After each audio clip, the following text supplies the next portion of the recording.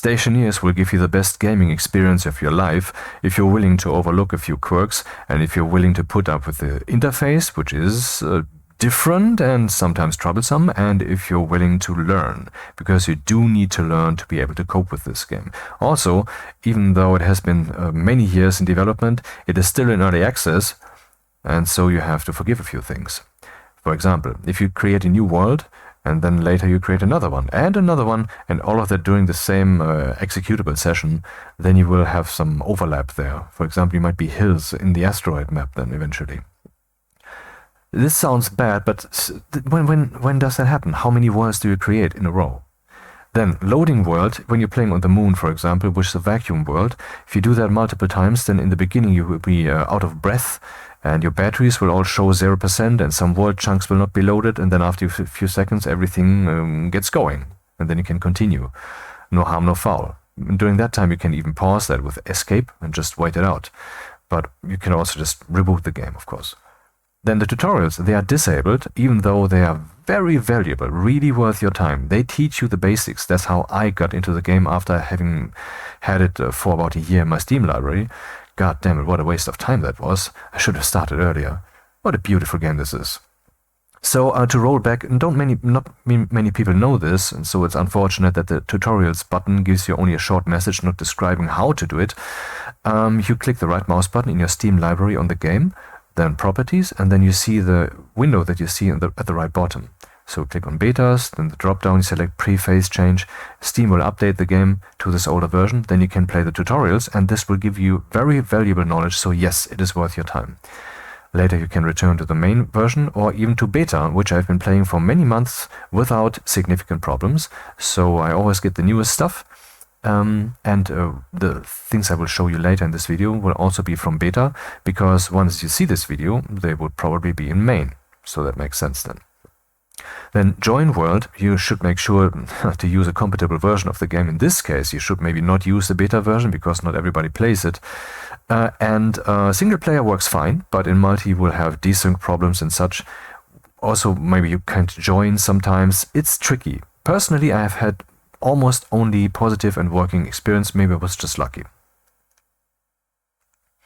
Beginners should start on the moon. There are no storms. The greenhousing is very easy. You just need a glass base, basically, plop down some hydroponics and that's it. The nights are not dark, so you don't need the flashlight the whole time, and it's not cold, so that your batteries don't discharge. On Mars you will have cold nights, and Europa is super cold anyway, so batteries would be discharging slowly. Mimas doesn't have atmosphere like the moon, but very low sun, so you will have trouble getting electricity. Nowadays we even start with the station battery and a Stirling engine. I hope that will stay because it's pretty cool. Vulcan is super hot, an engineering dream. All the things that you can and have to build there to survive, it's great. The asteroid belt is completely out there. It's different. You're in zero gravity and you have to fly to asteroids to mine, and you can't use deep miners. Venus is super hot, no ices, high pressure, very, very hard world. So start on the moon. Beginners use easy difficulty. You can eat and drink with your helmet closed. On normal you can no longer do that, but if you die then you will still be respawning with some basic equipment, with some kind of basic spacesuit. On Stationeer difficulty you will just respawn naked, but don't worry, you can place an easy device that can easily be made, a spawn point. Then you click on it and then your spawn point has been assigned, so even on Stationeer difficulty you would then be respawning inside your station without spacesuit, okay? But the goal should of course be to not die at all. Personally, when I die, when something happens, then I just reload. That's still a blemish, but at least I'm not carrying around with me this idea that this whole history of me being in this playthrough was a respawn. For example, on easy you get extra batteries and such. That's unrealistic. I want to keep the simulation real. You shouldn't choose creative as a beginner even, because then you get a wrong impression of how the game works, where you can spawn and stuff. You should always try to believe the simulation. I mean, you don't watch the DVD commentary first. The first thing you do is you watch the film. So, let's watch the film.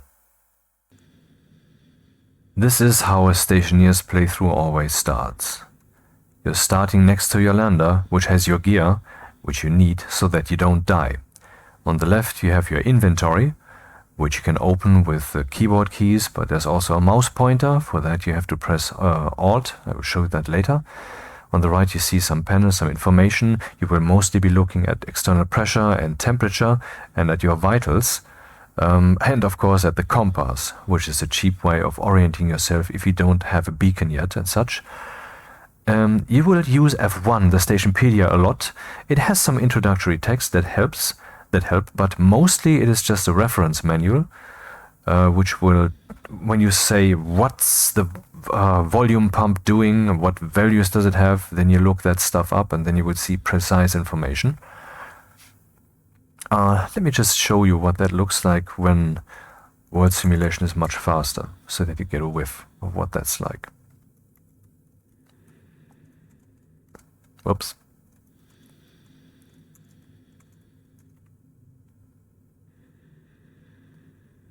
So you could even adjust the game speed if you so wish, but that doesn't save, because that's not the idea. That's not the idea that you do it like this. Later you will be able to do that. Such a slider has already been discovered and is also dearly needed. A day otherwise lasts for 20 minutes, and that's a bit rushed. You can freely adjust the field of view while you're inside the game. And there's even a reset button for that, which returns it to the whatever you have defined in the settings. Now, if you press Alt, you get the mouse pointer. That is very important that you know this. And then you can drag and drop things in the world. But you can also access things, of course, just with your crosshair. You can open and close the inventory just with the number keys. But it's just more intuitive, particularly for beginners, to just press Alt and then operate these things. And now let's put that back here and put any tool in the hand. The active hand, which I select with E.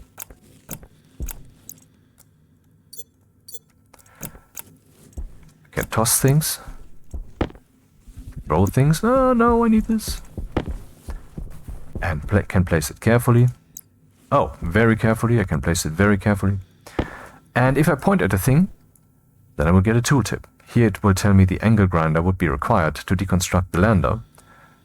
Here it will tell me I can use a wrench to... No, it will tell me a hand drill is required to deconstruct, because this tip with the wrench is default now. You always see that. So we can detach these crates and the oxygen tank from your lander with the wrench. It's very important that you detach the oxygen tank, or that you deconstruct the lander alternatively, because since you want to breathe something, here we have the oxygen tank. At some point you will have to refill that, and beginners can most easily use just the oxygen tank here. You just plop that in. Air tank critical. And if you have observed closely, maybe you have seen that the gauge here of the oxygen tank decreased, because some of the oxygen is now here in our tank. It's a simulation. It really is. Use the field of view that suits you, but be aware that the wider it is, this is for example very narrow, the better your depth perception. After all, you're not looking at stereoscopic 3D, but at a planar projection on a 2D screen. So this is the gear that we brought. This is what we have: construction supplies, airlock supplies, electrical supplies, survival supplies, hydroponic supplies, a water tank, a fuel tank, and an oxygen tank. You can fly around with the jetpack with J. I recommend that you change that to Shift, because you will need it all the time.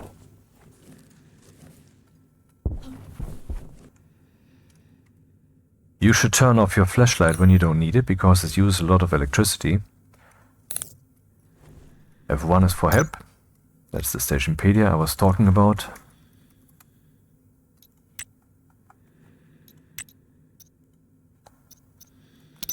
F2 toggles the user interface. F3 is for the console, which you should normally not use. And F5 is for quick save.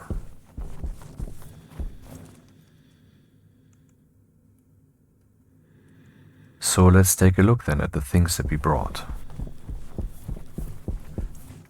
Hydroponic supplies. To give you an idea of what's possible and of what's necessary, you have food with you, but at some point you need to grow your own. Potatoes are very easy to make, so that's what you want to do then. There's also wheat that can be used in bread, but you can also turn potatoes into French fries. Soybeans are needed for creating soybean oil. Let's not go into all those details, but the plants, they need water. Here we have some pipe utility, which can make a tank, or a larger tank, or it can make this thing, where you can place a water tank. And then you can connect pipes to this thing, right mouse button to get this build ghost, and you can see here on screen, hold C. I will hold C on the tooltip, you know, always look at the tooltips. I hold C, and now it's saying use the mouse wheel. Okay, I'm doing that. So it's giving me all kinds of rotations, and when I look here and press C, then it will not do that, because it will then only give me the meaningful rotations. So that's how you build cables and pipes. Either press this key repeatedly,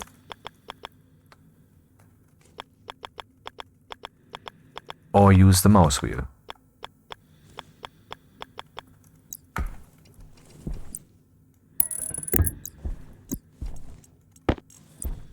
Of course, you cannot build, because you cannot build these on the moon, on the lunar surface, the plants would die. I'm just showing you what you can do. So then we have the water bottle filler, where you can fill your water bottles that you need for drinking. A portables connector. You could, for example, drag a tank on this thing. I'm not sure if it works like this. Let's see. Wrench. Yep, now it's connected. So you can now get whatever's in the tank using the pipes.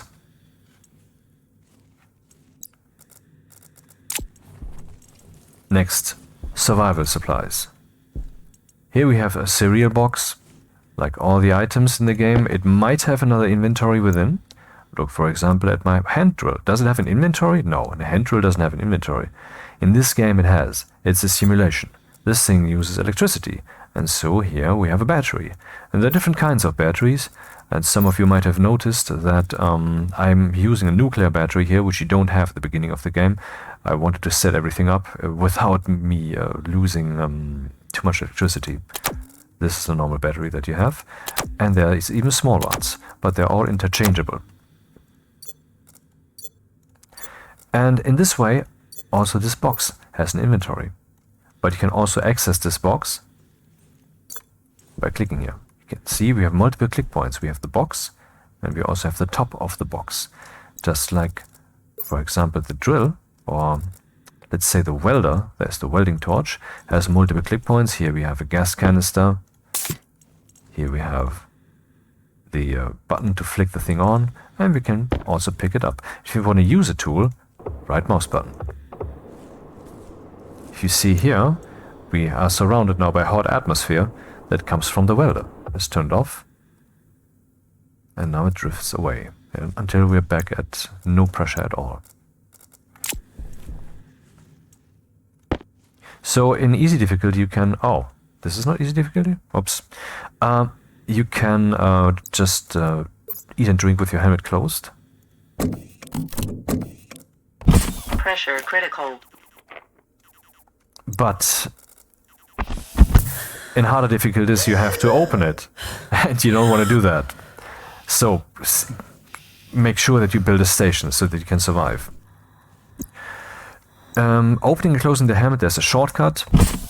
Pressure critical. The default is I, but you can look up all the things, of course, here in the settings, controls. Can easily be reconfigured, and if there's a collision, they will just be shown in red, but they will then both be functional. So whatever you want to do, you can do this. Only one key per function, though. So some small flags in case you want to mark your territory or want to find your station in some unconventional way. Fire extinguisher.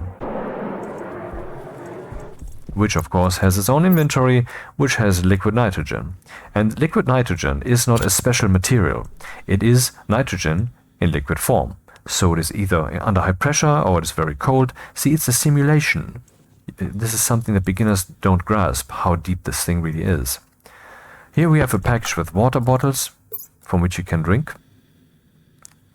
Interesting. I would expect to see the content when I click here, but I don't. Here I have to unpack them. These are the bottles from which you drink, for which you have the water bottle filler here. Can I place this? No, I need a wall to place them. And then we have some other materials here.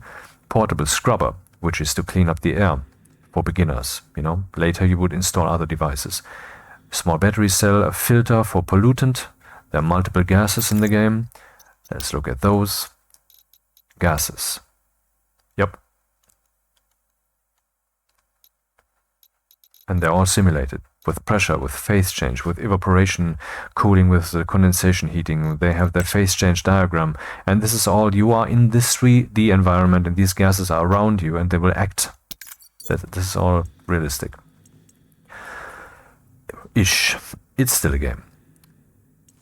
Then we have a microwave and a table. So we can put the microwave on the table, use the wrench to connect it, and then we power the table also and switch it on, and then the microwave can be used. There's even an egg carton here in case you want chickens, which you can also have. And here we have some mining supplies. For example, a road flare gun. Let's use that for fun. Can just drag this into this? No, I can't. But I can drag directly into this. Instead of opening the inventory, you can see this hover symbol here, which means it will be put into the inventory.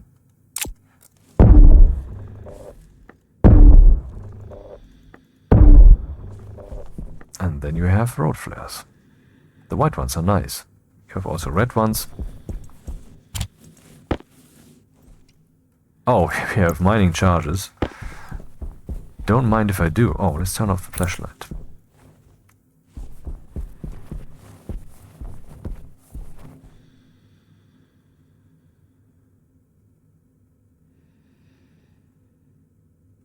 There's no atmosphere here, and so you don't hear the explosion. Once you have your station, you will hear all the humming and hissing and everything neatly. You can see here some resources. These you can also mine with a drill instead of using the Big Bang.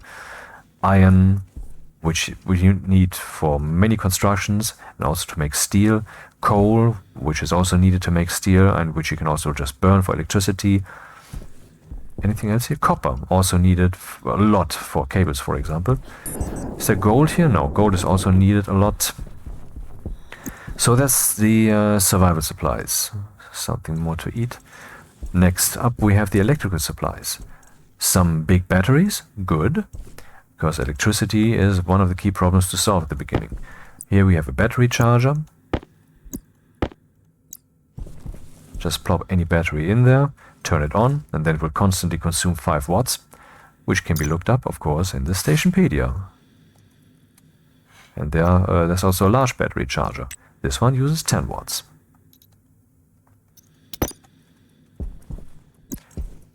Solar panel. Can't place it here, we need a foundation. Which gives out electricity when the sun is vertical enough for the thing.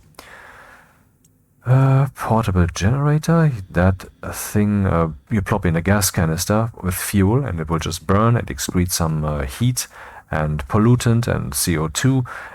So that thing to be used in your station is a bit questionable. Produces electricity, can be used to charge batteries, but when it's connected to a portable to a power connector, then it can also be wired directly into your station. Even a fuel canister in there. Then we have some cables. You can see here. They are placed just like pipes, and you can also use this auto-rotate feature. I'm using the wrong key. Yeah, there's nothing to be done here. Let's go to this one. Yeah, now you can see only those 4 rotations. While here we have all potential rotations.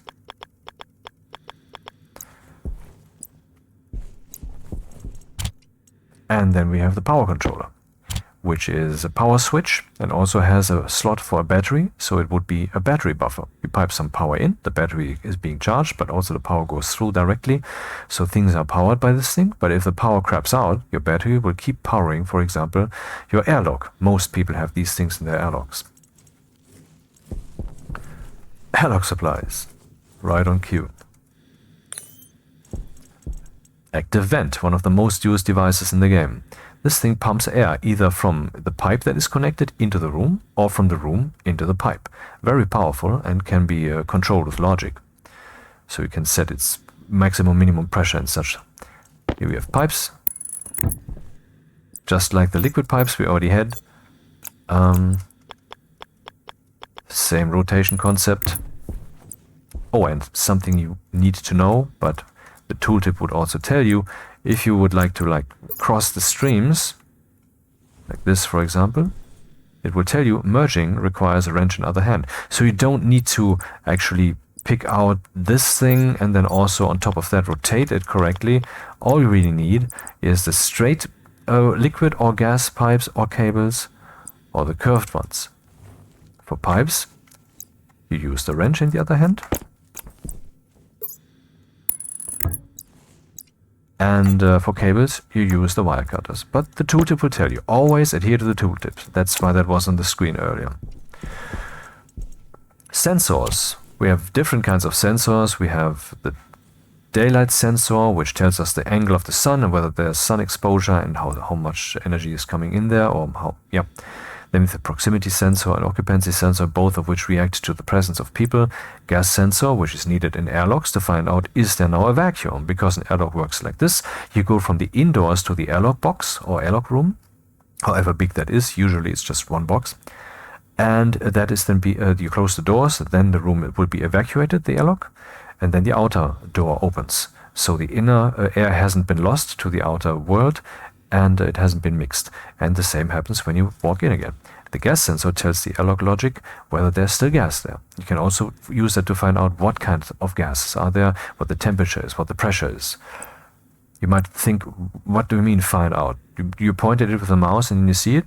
Yes, but you can see here there's a cable connector. So you can connect that to logic chips or even to an assembly programming language chip.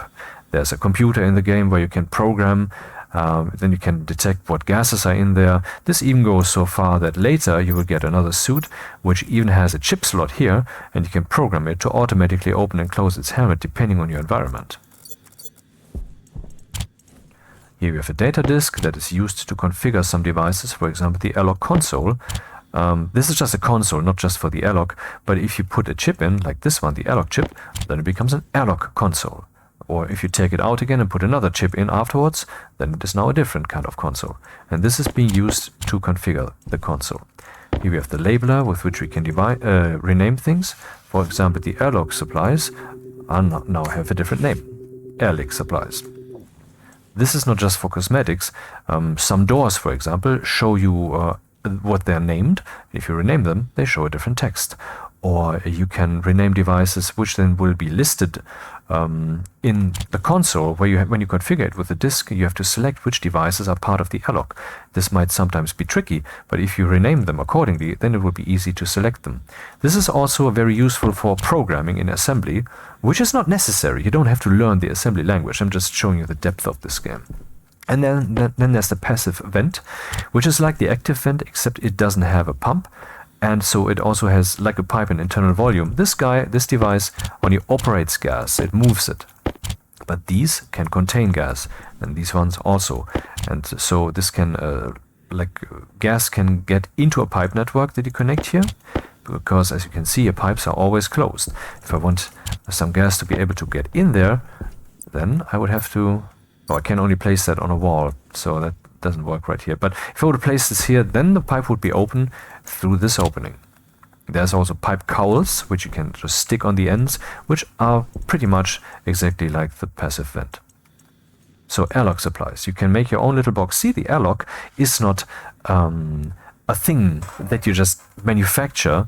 It is something that you construct out of devices that fulfill the purpose. And the purpose that it then has is also not the game checking, oh, the components are there, okay, then we can do the thing, all right.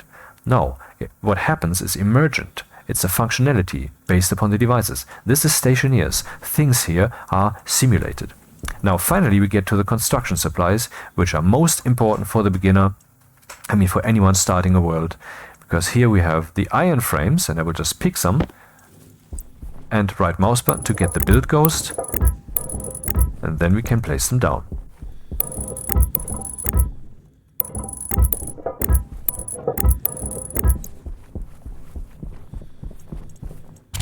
Then I will take some iron sheets, because you can see here, this is not yet useful to live on, to build things on. It's not airtight, nothing. So let's take, like I said earlier, let's take a tool and point at a thing. Here I can deconstruct those supplies, for example. I mean the box, which has now been tossed to the ground, I can unfold it again. Or I point it here at the lander, then it would say the angle grinder is required, so if I pick the right tool, then the lander is no more. That was not necessary, but just wanted to show you. And if you point here at these things, we will also get information. It will tell us the welding torch and one iron sheet is required to, well, to continue the construction, and the angle grinder is required to deconstruct. And this is not something that you have to remember. You just have to remember the concept of things being built in multiple stages, and the tool can cause a tooltip that is really helpful. So let's turn on the welder.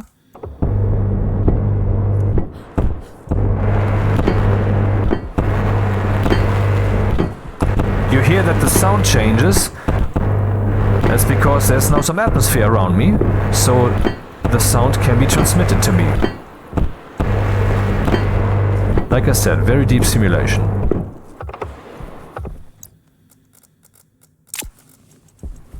So let's toss these out and then take the iron walls. What, did this reach escape velocity or what's happening? No, it reached occlusion escape velocity. Right mouse button once again, and then we have the wall. So we can only place this kind of wall? No, we can once again hold C to rotate it. There's also the 6 keys above the arrow keys. Insert, delete, page up, page down, home and end, which you can use for explicit rotation. See, this is how we can make those things. And now the tool would tell us how to continue construction. Let me just show you that one more time. One iron sheet required to continue construction. And then one glass sheet required to continue construction. You see that tool handling is a bit cumbersome. You have to, well, there's a lot of things to handle, but it is a skill to learn how to do that efficiently. For example, to use both hands to just construct this here, like I just did. This is now airtight. And if I had built one of these walls, not on the outer end of this box, but on the outer end of this box here, then this would still be one solid airtight wall. So you can rely on that. Cable placing is relative. I mean, it's on the other side of the wall now. So if you want the cables to be accessible from the inside easily, then you would want to place the walls the other way around. It's also a cosmetic question. Maybe you want this look here to be on the outside and this look here to be on the inside. And these things can be changed later. It's not like this is cemented. For example, the floor. You saw that I used the welder. Well, that used some welder fuel, and that is indeed gone. But otherwise, I didn't lose any resources.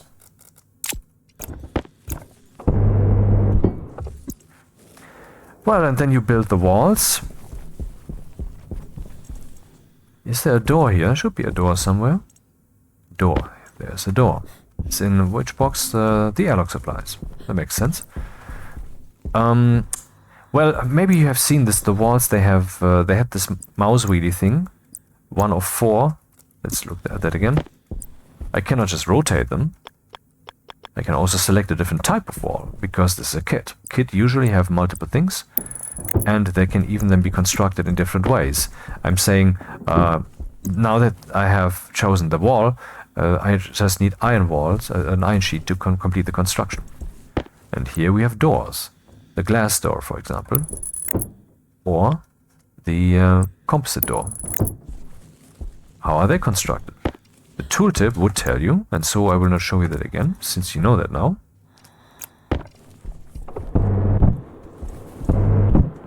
These are even constructed in the same way.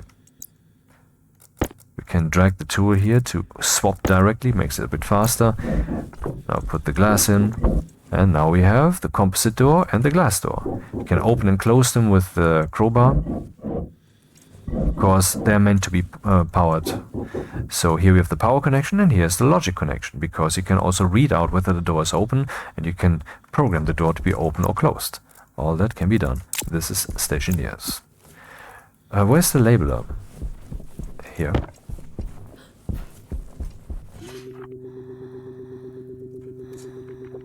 Oh. No, that's an unfortunate example.